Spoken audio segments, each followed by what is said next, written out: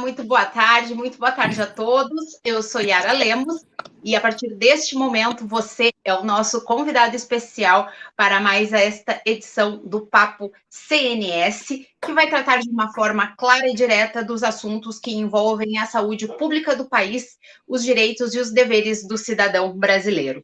Nessa edição do Papo CNS, o nosso convidado é o senador Alessandro Vieira, que oficialmente é membro suplente da CPI da Covid-19, mas na prática é um dos senadores mais atuantes dentro do colegiado. Alessandro Vieira é senador em primeiro mandato, integrante da bancada do Sergipe pelo Cidadania. Lembrando a todos vocês que estamos ao vivo, a partir deste momento, pelas redes do Conselho Nacional de Saúde, pelo Facebook, também pelo YouTube. Você que está nos assistindo pode fazer perguntas, interagir aqui com a nossa programação. Venha, participe, vocês sabem que são todos sempre muito bem-vindos aqui no Papo CNS. Vou falar um pouquinho mais do nosso entrevistado, que é um prazer muito grande estar com o senhor agora, senador Alessandro Vieira, é o nosso entrevistado dessa edição, então, do Papo CNS, e ele trouxe para as fileiras da CPI da Covid-19 a sua experiência como policial civil, e isso engrandeceu consideravelmente todas as investigações que são feitas pelo colegiado desde o final do mês de abril, quando a CPI teve início. Senador Alessandro Vieira, é um prazer imenso ter o senhor como nosso convidado aqui pelo Papo CNS, pelas redes do Conselho Nacional de Saúde. Seja muito bem-vindo, muito obrigada mais uma vez pela sua participação. Obrigado, Yara, é um prazer estar falando com todos vocês aqui no Conselho. Como você disse, eu sou senador de primeiro mandato, vim de Sergipe, menor estado da federação. A gente está aqui acompanhado pela Mônica e pelo Caio, da equipe de Libras, que ajuda muito nessa questão de inclusão, e fazendo uma autodescrição.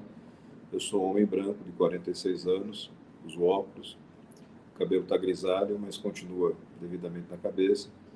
E acho que sou mais notabilizado em termos de imagem por ser uma pessoa que não é de muito sorriso. Sou muito mais um cara sério que está lá focado no trabalho. E estou à disposição de vocês para uma conversa, acho que nessa próxima hora.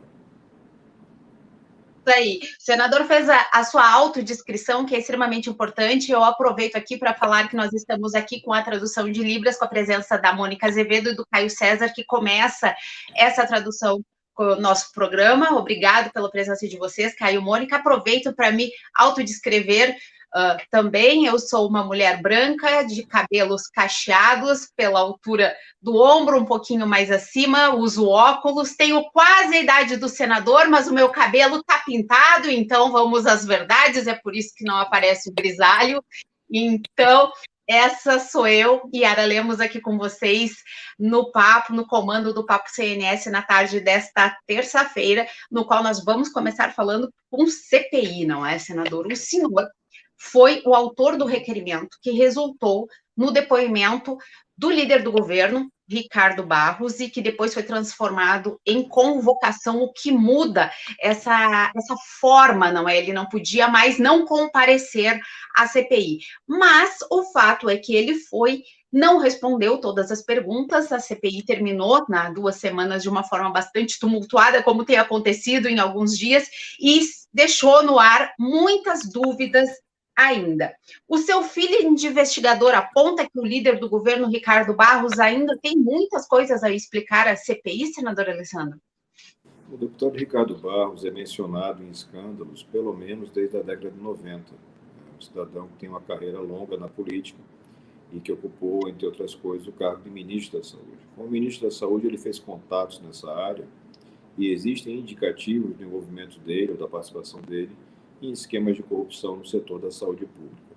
Tudo isso depende de investigação, depende de ferramentas, inclusive ferramentas que nós não temos à disposição na CPI. Na CPI, as pessoas precisam compreender um pouquinho mais, não pode fazer uma interceptação, não pode pedir uma prisão preventiva ou negociar, por exemplo, uma delação premiada.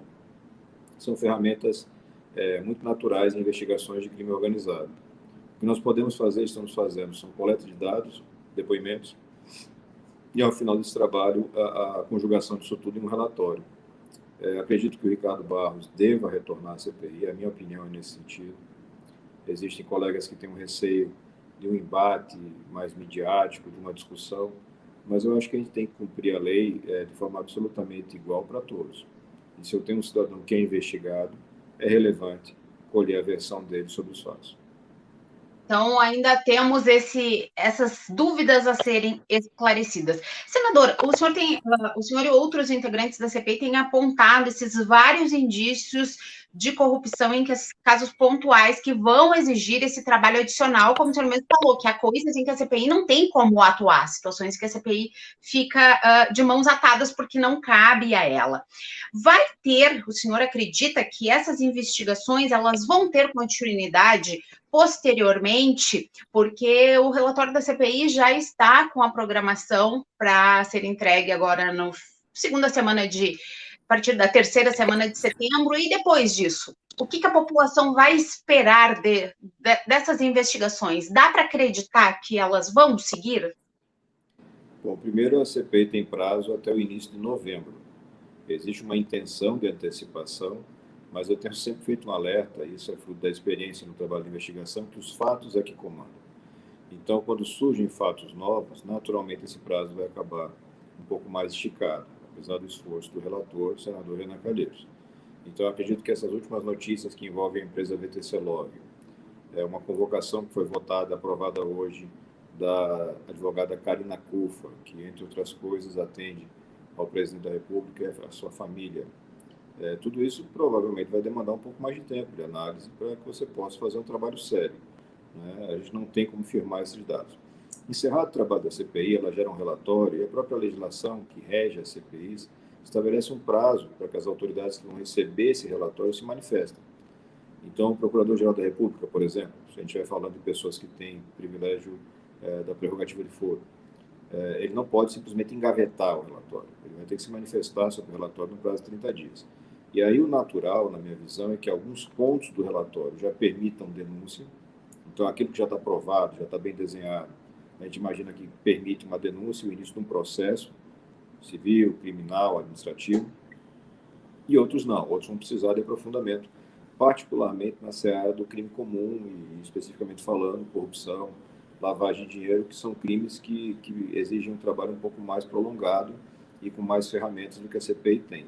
Isso não impede que a gente consiga, por um lance quase que de sorte, chegar a uma comprovação material muito sólida de casos específicos de corrupção. Mas esse nunca foi o maior objetivo da CPI. O maior objetivo da CPI é avaliar como se deu a reação brasileira à pandemia. Ações e omissões do governo federal no combate à pandemia. Isso é o escopo da CPI. Eu acho que essa parte está muito bem cumprida, com alguns ajustes independentes, mas está avançando muito bem. Muito bem. Estamos, então, aqui com o senador Alessandro Vieira, Cidadania Sergipe, que é um dos integrantes mais ativos da CPI da Covid-19 no Senado Federal.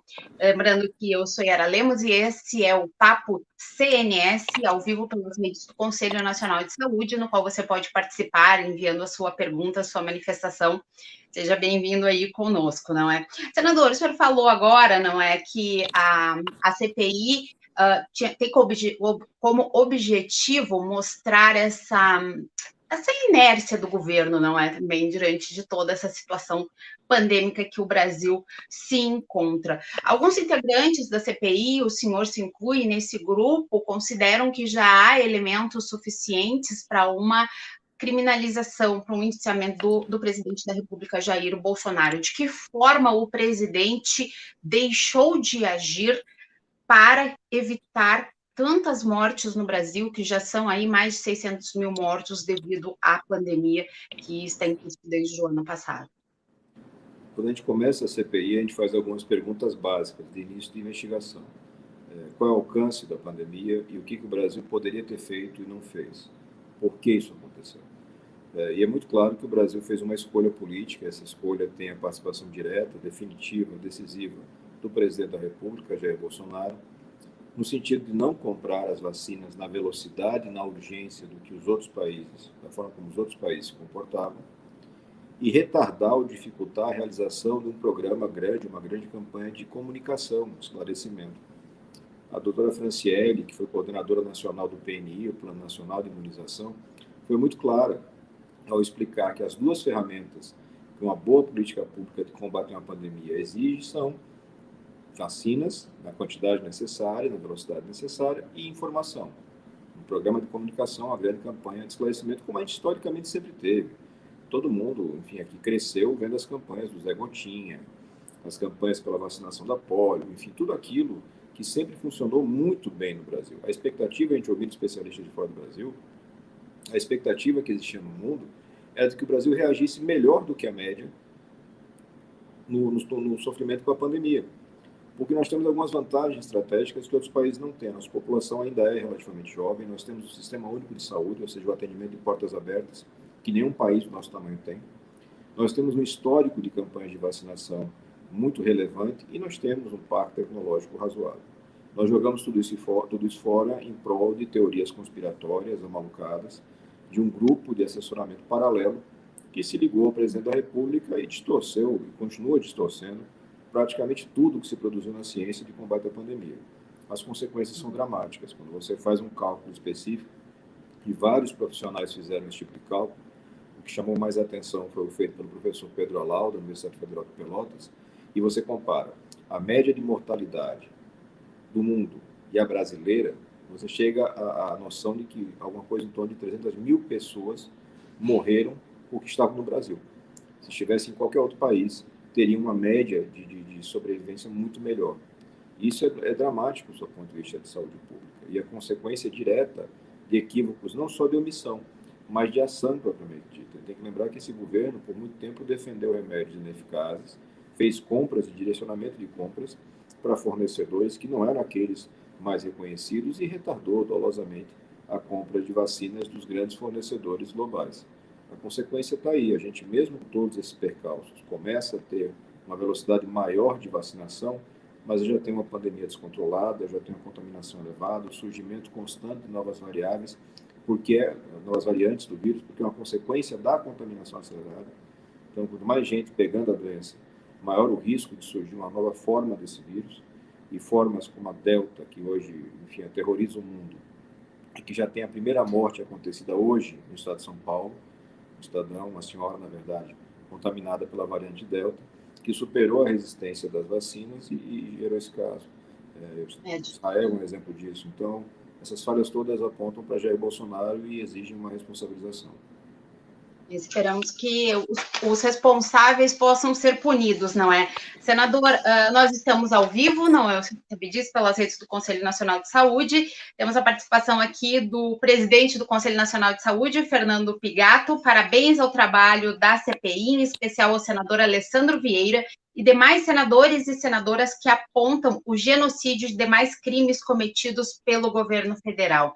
Eu aproveito para colocar que, desde o início dos trabalhos da CPI, o Conselho Nacional de Saúde tem se colocado muito à disposição, auxiliando dentro do que é preciso e dentro do que considera necessário, e o senhor mesmo recebeu já, não é, algumas informações vindas do Conselho Nacional de Saúde que, ao longo do ano passado, desde o começo da pandemia, sempre considerou e colocou como necessária a necessidade de distribuição de vacinas para todos, da compra mais rápida possível de vacinas, e várias das manifestações feitas pelo Conselho Nacional de Saúde foram ignoradas pelo Ministério da Saúde.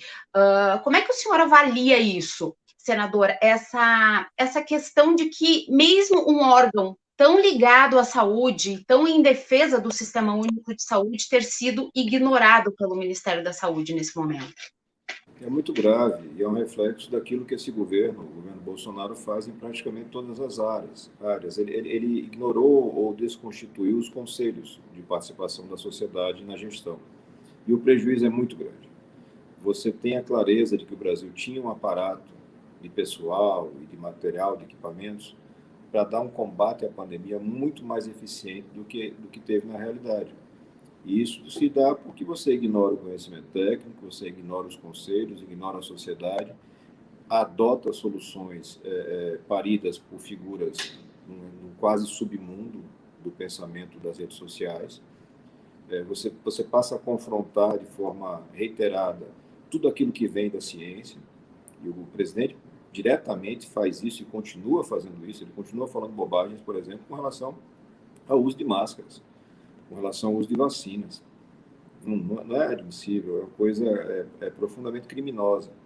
A gente tem que começar a entender que a liberdade de opinião, que é um direito constitucional que todo mundo tem, não significa que você tem liberdade para praticar a desinformação reiterada das pessoas. Você não pode ter informação correta na sua mão e escolher usar a informação falsa porque ela vai gerar para você um impacto político mais significativo.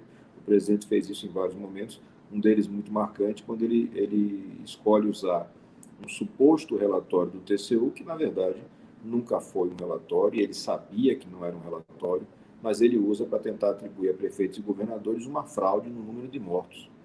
Como esse mais de meio milhão de famílias que choram a perda de seus entes queridos não existisse. Fosse uma armação, um suposto complô global que envolve farmacêuticas, políticos, enfim, e tudo que tiver um caldeirão de loucuras que a internet adora.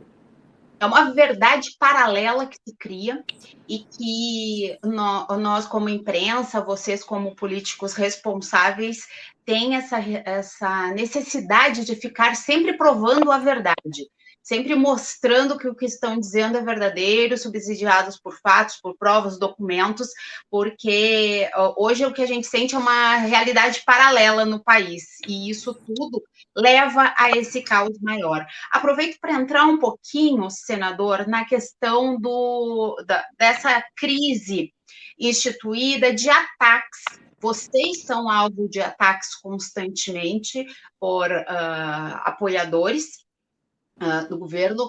O sistema de saúde pública, embora hoje o SUS tenha ganhado uma visibilidade muito grande, as pessoas vão lá com plaquinha mostrando "Viva o SUS", que bom isso, porque antes as pessoas utilizavam o SUS e nem sabiam da importância do Sistema Único de Saúde. E mesmo assim, ainda o Sistema Único de Saúde sofre ataques no momento em que nós temos a Emenda Constitucional 95, que reduz os recursos para a saúde consideravelmente ao longo dos anos. Nós temos um orçamento diminuto a cada ano. E como é que se faz para mudar isso tudo, senador? Esses ataques, porque quando você vem dessa situação em que você tem o orçamento menor, essas dificuldades todas que a Emenda 95 traz ao longo dos anos, é a população que vai ser atingida. Como se faz para mudar isso, para que esses ataques ao sistema criado pela democracia ele não seja completamente debilitado na atualidade? O nosso desafio é garantir que as pessoas tenham acesso à informação de qualidade. Esse não é um processo aleatório, é um processo consistente, onde você tem a desinformação elaborada em gabinetes, em grupos específicos estratégicos. Ela não tem atuação nacional, ela é transnacional. Então, em todo o mundo, hoje, você tem essa mesma forma de ataque. Eu ataco os cientistas, eu ataco os políticos, eu ataco a justiça, eu vou tirando a credibilidade dos jornalistas, que também são duramente atacados, e o resultado é que as pessoas passam a se alimentar de informações apenas de uma fonte, que é a fonte do governo, ou a fonte do seu grupo ideológico mais próximo, essas bolhas, como a gente chama de internet. Isso gera uma alienação completa. Então, ainda hoje, eu tenho que conversar com as pessoas, quase que diariamente, e esclarecer que determinados medicamentos comprovadamente não têm eficácia, como é o caso da cloroquina, hidroxicloroquina. Isso já é comprovado há muito tempo no mundo todo. Só o Brasil persistiu nesse debate. É um debate artificial, que quando eu gero para as pessoas uma impressão de que existe um remédio salvador, elas se cuidam menos. Elas se sujeitam mais à contaminação, impactam na saúde e tudo isso vai estourar. O SUS é responsável pela guarda da vida de milhões de brasileiros. Nessa pandemia, o Brasil não teve um resultado mais desastroso por conta da estrutura do Sistema Único de Saúde, que apesar dos problemas de subfinanciamento, ainda é muito rígida, ainda é muito forte. Você consegue manter o nosso sistema de portas abertas. Isso é uma mistura da boa vontade e do empenho dos profissionais de saúde lá na ponta, e de um esforço que é feito pelos gestores públicos. O correto, na minha visão, Yara, era que a gente caminhasse dentro do Congresso Nacional para que esse tipo de problema, que é problema de verdade, que aflige de verdade as pessoas, tivesse uma prioridade de atenção que a gente teve, por exemplo, no debate sobre urnas eletrônicas. Sem ter nenhuma única denúncia séria de fraude, em 20, 30 anos de uso das urnas, você para o Congresso para ficar discutindo essa questão toda de urnas, de voto impresso ou coisa que o valha.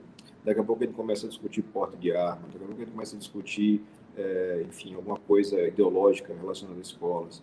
E a gente deixa de dar atenção para coisas essenciais. Então, a saúde pública brasileira, ela é, primeiro, essencial, segundo, é composta por profissionais de altíssima qualidade e engajamento, mas ela sofre de uma má gestão estrutural e de um subfinanciamento, ou seja, não entra dinheiro suficiente para fazer o sistema funcionar bem.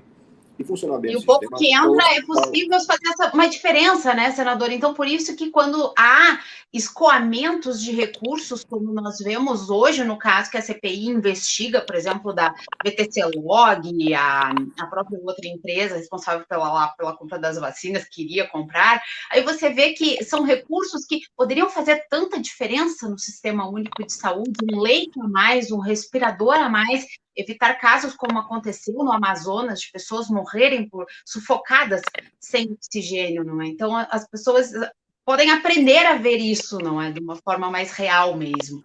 Sim, entender o impacto que você tem com a corrupção, que é um dos problemas que você tem na saúde pública brasileira, mas não é o principal problema. O principal problema é você não colocar a saúde como uma prioridade verdadeira. Esse é um Congresso e esse é um governo que destinou valores recordes para coisas como fundo eleitoral e emendas do relator, que geram um chamado orçamento secreto. Então, tem um valor que vai flutuar aí de 15, 16, 17, 20 bilhões de reais que vão para destinação a critérios políticos.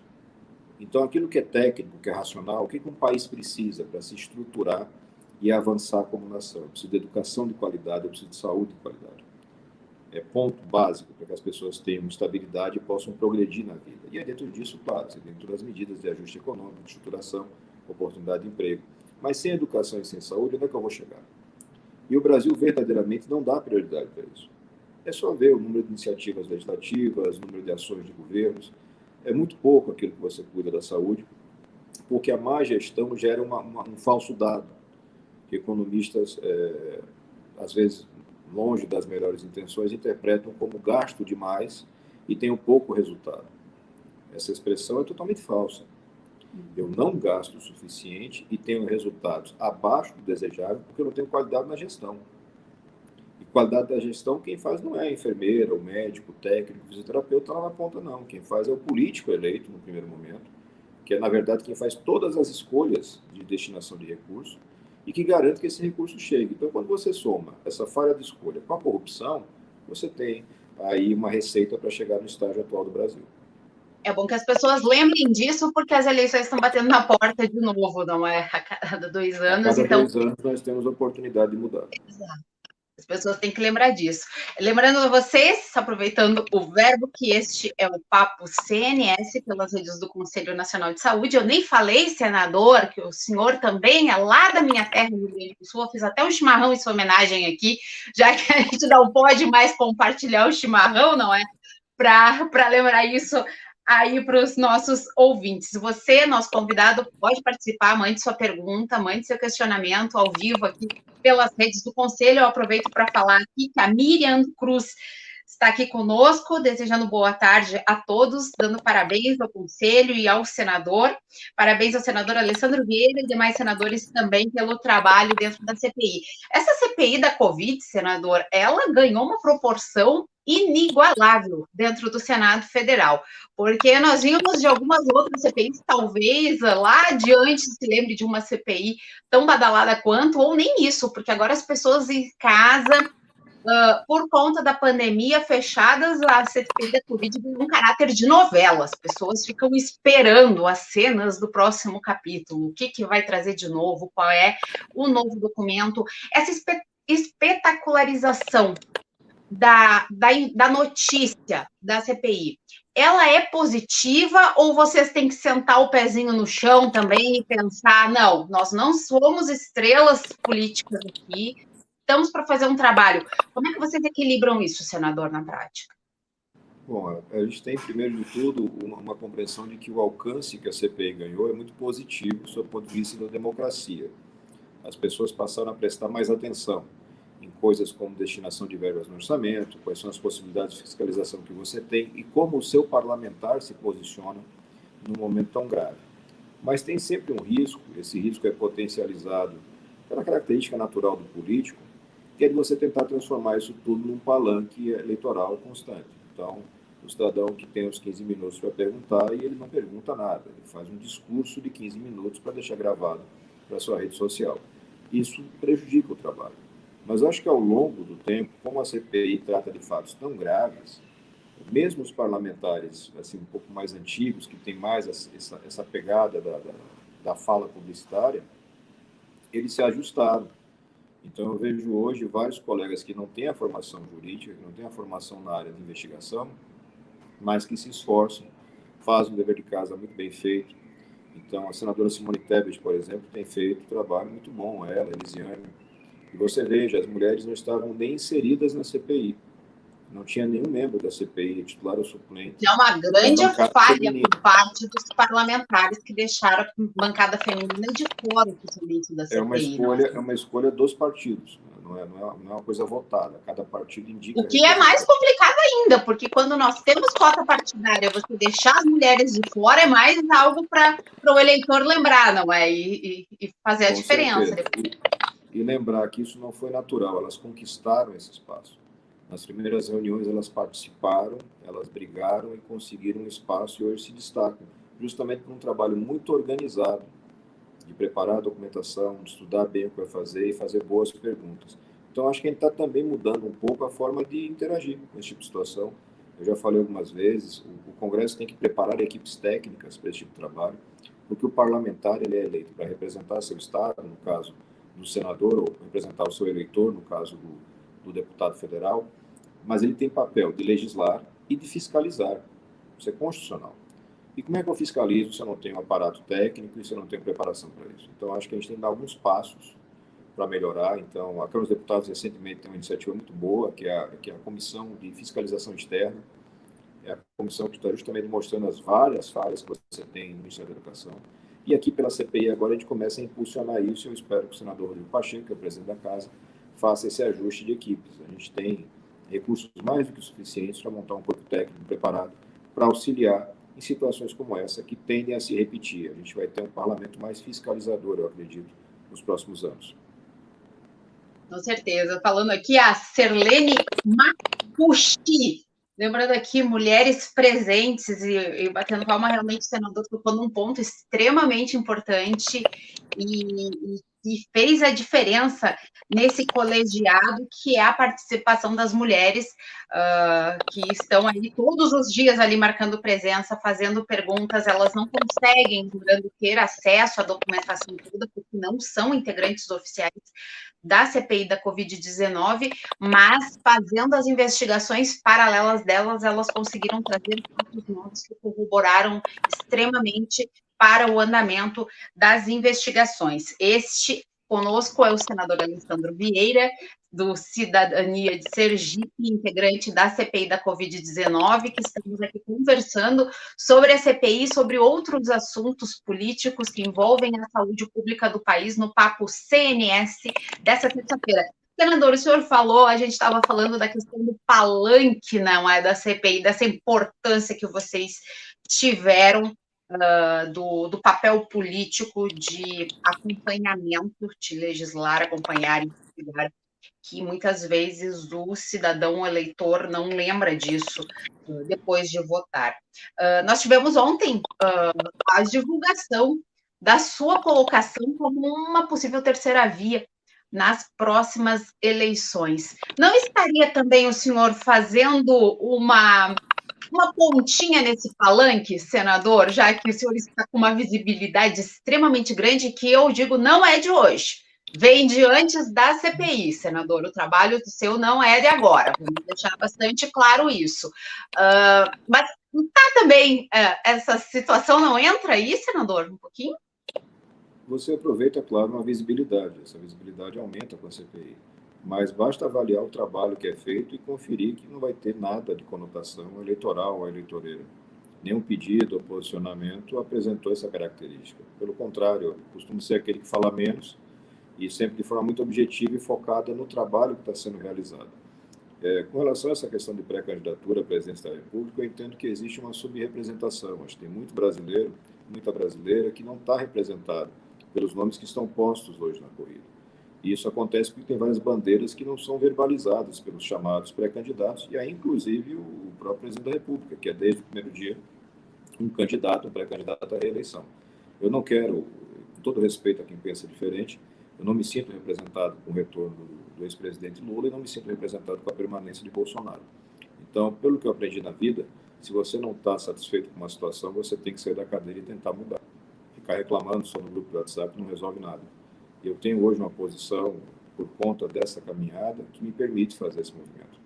E se vai ter consequências, se a gente vai avançar nisso, é o tempo e as pessoas vão dizer. Mas a coragem para fazer o movimento já está mostrada. Temos tempo ainda até lá, não é, senador? Esse é o Papo CNS, nós estamos ao vivo pelas redes do Conselho Nacional de Saúde, pelo Facebook, pelo YouTube. Por favor, mande essa pergunta. Seja muito bem-vindo aqui conosco. O senhor falou um pouquinho antes sobre a questão da dificuldade orçamentária. Nós tocamos nisso no que diz respeito à saúde pública. A José Maria Greco fala que o dinheiro brasileiro perdeu 40% do seu valor. Esse dinheiro que está nos nossos bolsos, quem é que vai repor esse valor perdido de todos, não é? E ela ainda faz uma provocação aqui, dizendo que o ministro Paulo Guedes deve responder a isso. De fato, todos esperam uma resposta que venha das autoridades, mas a questão é que a economia está num declínio, a pandemia agravou este fato ainda mais, e nós temos essa situação toda. Senador, como que o senhor acredita, em quanto tempo o senhor acredita que nós possamos ter novamente uma estabilidade econômica como no nível pré-pandemia, talvez com uma estabilização mais baixa da taxa de desemprego, que nós possamos ter um equilíbrio maior, senador? Em quanto tempo o senhor avalia isso?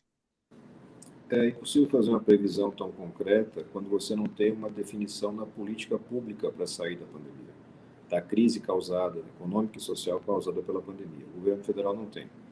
Você tem uma série de medidas isoladas e mal costuradas, então você não consegue tirar do papel absolutamente nada concreto, só paliativos. Isso se reflete de forma muito dura na vida das pessoas. O erro na política cambial que o governo conduziu, e apesar do alerta de vários economistas, o ministro Paulo Guedes sempre de forma muito firme e até agressiva dizia que o valor em torno de R$5 o dólar não teria esse impacto e que isso ia acontecer se eles fizessem muita bobagem. Há muito tempo o real não consegue se valorizar, isso impacta toda a cadeia produtiva brasileira, favorece as exportações, o que melhora uma balança comercial, mas em contrapartida encarece a vida das pessoas. Soma-se a isso uma política de preços da Petrobras que não está bem calibrada. Eu não sou defensor da intervenção da Petrobras, muito longe disso, mas você tem que calibrar melhor essa política de preço, porque eu não posso ter nenhuma atividade econômica cujo seu principal insumo, no caso dos transportes, altere o preço 2, 3, 4 vezes dentro do mês. Como é que eu consigo transformar isso numa equação que faça sentido? Então, a consequência é a inflação. A gente está com indicadores de inflação que nós não tínhamos há 10 anos, no mínimo, e que impactam diretamente e causam essa sensação que a pessoa que nos acompanha manifestou, de estar perdendo o seu poder de compra, e é fato, entre 30% a 40% do poder de compra do brasileiro se perdeu nos últimos meses. E isso não vai ser retomado, como não foi retomado todo o prejuízo que nós tivemos no tempo da inflação. Né? A vantagem de ter cabelos brancos é essa, ou para ter o cabelo pintado de ruivo. A gente viveu isso, a gente sabe o que é a inflação. A gente sabe como é difícil você ter a vida para a pessoa que é assalariada e que tem que... Lembro daquelas maquininhas carimbando no mercado, meus pais, e a gente indo no mercado com os meus pais, aquelas maquininhas loucas carimbando antes da troca do cruzeiro para o real, acho que era, né?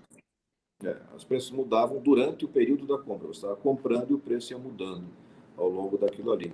E essa loucura não é a que a gente vive hoje, mas ela não está mais tão distante. A gente não pode mais ignorar a inflação. A consequência é que o governo vai ter que fazer, mesmo sendo um governo populista, ele vai ter que fazer uma política de aumento de juros para tentar conter a inflação. Não tem como fugir disso. Isso vai impactar também negativamente na economia. É muito bom para quem é investidor na Bolsa, é muito bom para quem é rentista, para quem está no universo, que é o universo típico do Paulo Guedes, né? Esse universo dos milionários, está tudo muito bem. O número de milionários é um universo pequeno da população brasileira, que não depende do Sistema Único de Saúde, que é o nosso, né, foco principal. Exatamente. São as pessoas que imaginavam que era possível fazer um programa particular de vacinação, que em nenhum país do mundo se fez, mas no Brasil se chegou a ter uma discussão séria, e hoje nós sabemos uma discussão financeiramente impulsionada, para que você desviasse vacinas do que seria para o sistema único, para que o mercado privado pudesse ter acesso a isso a preços exorbitantes. Então, assim, tem problemas muito sérios no Brasil, e eles passam hoje por um descolamento da equipe que está na presidência e da realidade do Brasil. Eles estão em modo eleição já há muito tempo, e isso dificulta a busca, a propositura de soluções concretas. Acho que um dos pontos para se tocar no futuro é o fim da reeleição para cargos executivos. Prejudica demais. O cidadão ganha uma eleição e já começa a pensar na sua reeleição. Como é que você faz gestão pública séria desse jeito? Então, acho que aumentaria-se o período do mandato, na sua opinião? Mandato de 4 para 5 anos com o fim da reeleição, ou mantém-se os 4 anos? Qual é a sua posição? Acho que 5 anos é um prazo mais adequado para você executar um projeto. Mas se isso for um obstáculo, que sejam os 4 anos. O que eu não posso é ter a reeleição para o executivo, que contamina totalmente a gestão. As escolhas deixam de ser as melhores escolhas para o povo e passam a ser as melhores escolhas para o candidato. E aí a receita para o desastre. A gente já viveu isso em praticamente todos os governos, desde Fernando Henrique.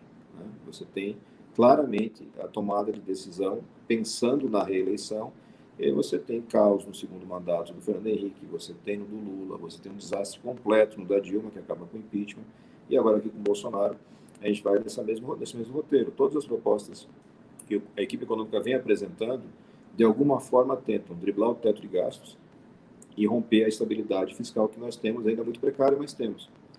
Isso é receita para desastre que o Brasil experimentou várias vezes e que vai acabar experimentando novamente se o Congresso não tiver uma postura altiva de resistência. Está muito nas mãos de vocês isso, não é, senador? Agora mesmo temos a discussão da PEC dos precatórios, que acaba tendo um desvio aí na regra de ouro, várias outras situações que estão sendo debatidas tanto no Senado quanto na Câmara. A gente está chegando quase que no finalzinho do nosso programa, do Papo CNS dessa tarde. Eu queria ainda aqui, senadora, falar que o senhor recebeu algumas manifestações aqui, tá, dos nossos ouvintes aqui, em seu apoio, tá? Mas eu não vou falar, o senhor já sabe do que nós estamos tratando, eles também, e nós não vamos causar problema com a justiça eleitoral nesse sentido, ok? Então, essas a gente vai passar. Eu vou falar aqui a pergunta do Luciano do Monte Ribas, dando parabéns para o senhor, e falando que os crimes, quais são os crimes mais graves, ele questiona, as quase 600 mil mortes pela Covid-19 no país, ou a corrupção, ou tem tudo a ver um com o outro, está tudo relacionado. O senhor até já falou um pouquinho dessa questão do quanto a corrupção afeta no sistema de saúde, não no SUS apenas, mas na estrutura da saúde do país. Dá para dizer que não há um mais grave que o outro, um está ligado ao outro? Como que é isso, senador? Acho que são duas coisas um pouco diferentes. Assim, o crime mais grave que você vai ter sempre vai ser o crime contra a vida.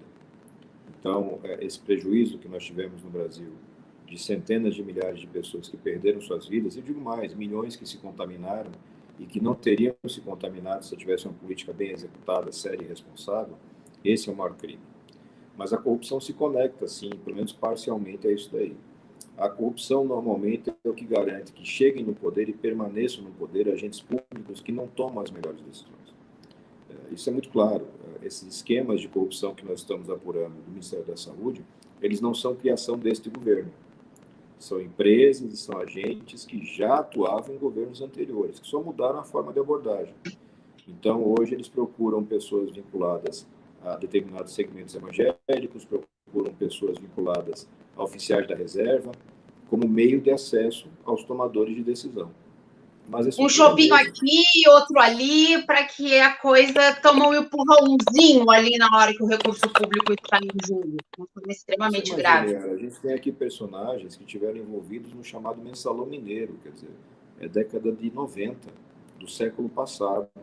E essas mesmas pessoas continuam atuando em Brasília, com grande acesso aos tomadores de decisão, com grande acesso a recursos e, infelizmente, com acesso também aos tribunais, que é o que justifica essa permanência por tanto tempo em atividade de criminosos, flagrantemente criminosos. Então, isso é muito sério, é muito grave, mas eu sempre faço eu tenho esse cuidado né? Como delegado de polícia, enfim, como comandante da polícia do meu estado, a gente tinha, sim, esse foco de combate à corrupção, porque é uma coisa que não se fazia, né? Era um crime que se fingia que não existia. Mas é preciso sempre colocar o pé no chão e lembrar, o crime mais grave é aquele crime contra a vida, porque aí não tem Com retorno. certeza. Senador, a Patrícia Christian, que nos acompanha aqui pelas redes, ela faz uma pergunta para o senhor que eu achei bastante instigante. Ela diz que ela é do Rio de Janeiro e que ela não tem voz na CPI da Covid. E ela queria saber se o senhor tem noção de que o senhor representa muito além dos seus eleitores de Sergipe, que ela se sente representada nessa situação, e ela queria saber se o senhor tem noção da responsabilidade que tem, que ultrapassa os limites territoriais do Estado que o elegeu, senador. A gente recebe manifestações de todo o Brasil, constantemente. Recebemos críticas que são importantes e recebemos muitas manifestações de apoio, elogios, nesse sentido da representação. Eu acho que o brasileiro, ao longo do tempo, foi perdendo um sentimento de ser representado pelo político, de ter o político eleito como uma pessoa que efetivamente é motivo de, enfim, de orgulho ou de pelo menos de um reconhecimento. Eu fico feliz quando a gente tem esse tipo de registro. Eu acho que aponta para o caminho certo. Mas é sempre muito importante colocar que ninguém é salvador da pátria. Nem eu, nem você, nem ninguém. Você precisa melhorar o coletivo. Então, eu preciso de cada vez mais gente qualificada e independente no Congresso Nacional. A gente vai ter daqui a pouquinho uma eleição. Ela é muito importante. Eu preciso ter gente com mais qualidade para que ele possa fazer legislações melhores, fiscalizações melhores, gestões melhores, e isso impacta diretamente na sua vida. Então, eu dou um exemplo concreto de uma coisa da qual eu participei, que foi o auxílio emergencial. Eu fui relator no Senado do auxílio. Então, através das emendas preparadas pela equipe técnica que nos acompanha, a gente conseguiu ampliar esse atendimento para uma coisa em torno de 20 milhões de brasileiros a mais. Então, isso é muito importante. A gente ressignificou aquele auxílio que começa muito tímido e se transforma naquilo que sustentou o Brasil no momento mais grave da crise. Isso é consequência da qualificação, é consequência dessa independência no trabalho. Eu acho que todo Estado precisa fazer essa leitura de cenário e encontrar candidatos que estejam próximos, que sejam fiscalizáveis e que possam dar um resultado. Com certeza. Senador, nós vamos chegando ao final do Papo CNS desta terça-feira. Lembrando que o Papo CNS sempre vai ao ar na última segunda ou terça-feira do mês seguinte. No caso, agora vamos ao mês de setembro, sempre trazendo aí os assuntos mais importantes que também envolvem a saúde pública do país. Senador Alessandro Vieira, eu quero fazer uma pergunta que eu sei foi muito difícil para nós, eu que tenho a oportunidade de estar perto mais de vocês aí nesse dia a dia de cuidado. Eu senti muito o impacto quando o senhor teve Covid, junto com outros senadores, porque foi uma leva de senadores, acabamos perdendo o Major Olímpio naquela mesma situação. Naquela mesma semana, o Lazier Martins teve Covid, o senhor teve Covid, e eu me lembro que eu fiquei tão impactada que eu falei contigo, você estava no hospital internado, e eu mandei uma mensagem desejando que voltasse logo, porque acabou que nós tivemos senadores que não voltaram nessa situação toda. O senhor acredita que depois disso tudo, senador, o brasileiro vai dar mais importância para a vacina, por exemplo, que está aí nas unidades de saúde, não chegando ainda todo mundo, mas que esperamos que em breve todos tenham a oportunidade da vacinação? O senhor acredita que tudo isso que nós estamos vivendo agora vai fazer diferença futuramente? As pessoas vão dar mais importância para a vacina, para o sistema de saúde pública, para a valorização da vida mesmo e o respeito ao próximo? Infelizmente, a gente não vai ter todo mundo com essa tomada de consciência, né? Eu passei pela doença, fiquei internado 13 dias. Provavelmente nos contaminamos na mesma semana, ficamos internados no mesmo período, eu, Olímpio e Lazier Martins. Essa doença é uma loteria, eu sou o mais novo, fiquei internado por esse período longo, cheguei a perder 11 quilos. O Lazier, que é o mais velho, ficou internado por menos tempo e foi o que sentiu menos. E o Olímpio, que era um cara novo, na faixa dos 50 anos de idade, um cara forte, infelizmente não resistiu. Algumas pessoas pegam esse tipo de situação como exemplo e aprendem. Outras, infelizmente, continuam reféns dessas bolhas de desinformação. Quando pessoas que ocupam cargos essenciais, cargos relevantes, continuam desinformando criminosamente, é muito difícil você fazer a sociedade melhorar. Então, a gente tem muito trabalho pela frente para esclarecer as pessoas, para que elas possam entender e resgatar aquilo que a gente já sabia, porque o processo de vacinação no Brasil não é novidade. Em alguns países, você já tem uma resistência histórica, porque eles não têm a prática da vacinação como nós temos. Até porque nós temos, por conta da nossa pobreza, doenças que outros países já não têm mais. Aqui a gente vacina sempre, todo mundo sabe que tem que vacinar seus filhos, tem a carteirinha de vacinação, o posto de saúde já é treinado para isso. Infelizmente, neste caso da Covid, você tem uma atuação política criminosa, que desinforma, que tenta transformar tudo em palanque para briga, para luta, para fortalecimento de facções e que, de certa forma, colabora para tantas mortes. Eu acho que algumas pessoas, sim, vão aprender, mas, infelizmente, não serão todos. A gente ainda tem muito o que fazer para informar bem essa população.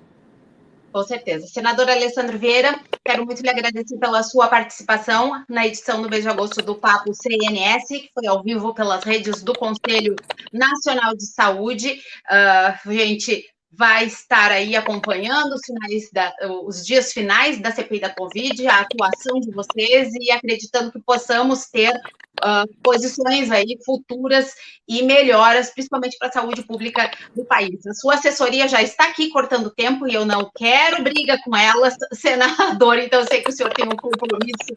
Já, só vou deixar rapidamente para o senhor se despedir dos nossos telespectadores aqui, dos ouvintes. Agradecer pelo espaço, Yara, e parabenizar pelo trabalho. O Conselho faz um grande trabalho aqui, enfim, em prol da saúde pública brasileira e não é tão conhecido. É importante também dar visibilidade dentro do Congresso para os gestores e para os brasileiros em geral. A saúde pública brasileira é motivo de orgulho, precisa, claro, de correções e ajustes, mas é um ativo brasileiro que não pode ser desconsiderado, não pode ser desrespeitado. A gente vai estar junto nessa trincheira, eu tenho certeza. Um abraço, saúde a todos e até a próxima. Obrigada, senador Alessandro Vieira, obrigada a participação da Mônica Azevedo e do Caio César, que estiveram aqui conosco fazendo a tradução de Libras nesta edição do Papo CNS. Eu encontro com vocês na última semana de setembro. Tenham todos uma boa tarde, muito obrigada pela participação de todos. Tchau, tchau.